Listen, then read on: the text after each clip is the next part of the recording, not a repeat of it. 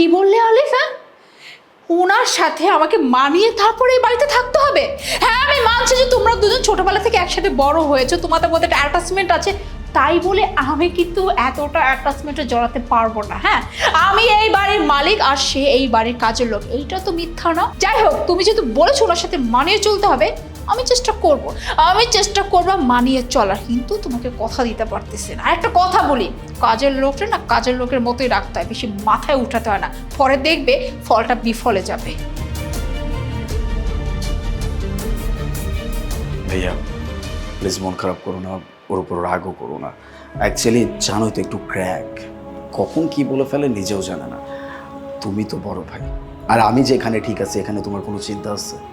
এই বাড়িতে তুমি হচ্ছে আমাদের ফ্যামিলি মেম্বার, ও চাই বলুক না কেন, আস্তে আস্তে ঠিক হয়ে যাবে, ডোন্ট মাইন্ড। না না স্যার, আমার কোনো মান অভিমান নাই, তবে ম্যাডাম যা করতেছে এটা কিন্তু স্যার মাইনে নেওয়া যায় না। ম্যাডাম খুব অহংকারী, তবে স্যার আমার বিশ্বাস ম্যাডাম একসময় তার ভুল বুঝতে পারবো, ম্যাডাম ঠিক হয়ে যাবে। ইনশাল্লাহ, আমিও আশা রাখি ও যেন খুব তাড়াতাড়ি নিজের বুঝটা বুঝতে পারে।